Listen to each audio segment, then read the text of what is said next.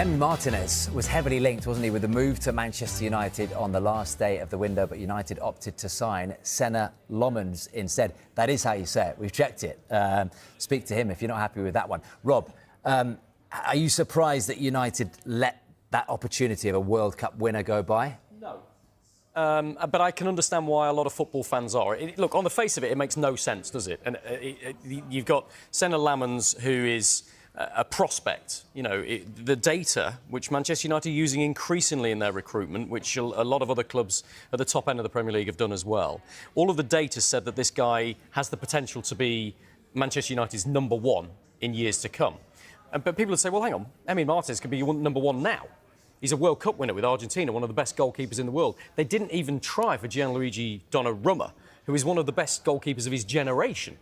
Why? Because there's been a change in policy, a change in strategy at Manchester United. They don't want to buy more experienced players in on huge wages who have no sell-on value from the club's perspective, which they've done an awful lot of in the past.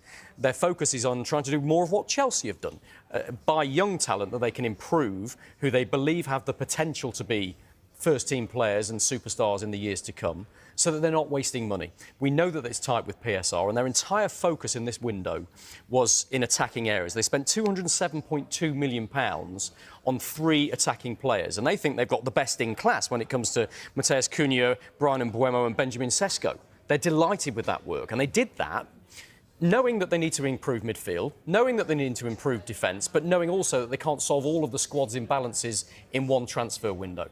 And all of the strategy for Manchester United said, we have to score more goals. If we want to make it into the top 6, we have to score more goals. And that is more important than us stopping goals, more important than us conceding fewer goals. So that's why this window is focused entirely on the attacking areas. It'll be a different focus in the next transfer window. It's all part of Manchester United's regeneration. The fans won't necessarily agree with it. They won't necessarily understand it. They'll be crying out for a midfielder, I'm sure. Yeah. United will say we've got 4 top-quality international midfielders and we've got Kobbie Mainoo who can't even get in the side at the minute. Why would we buy another midfielder?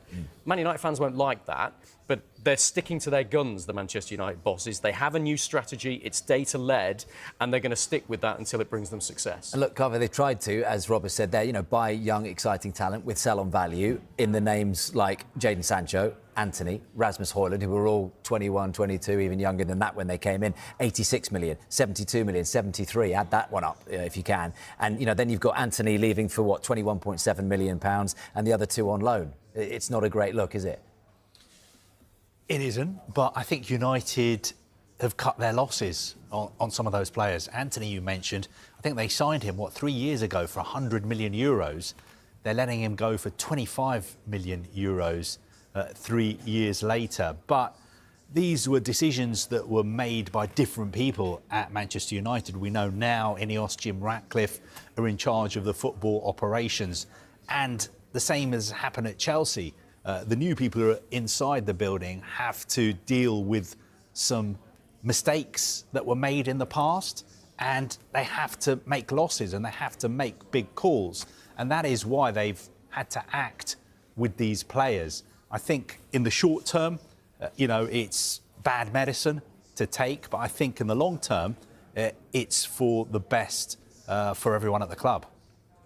Yeah, I just wonder, in the last 30 seconds we've got, Rob, less than that, how happy Amorim will be with that window out of 10.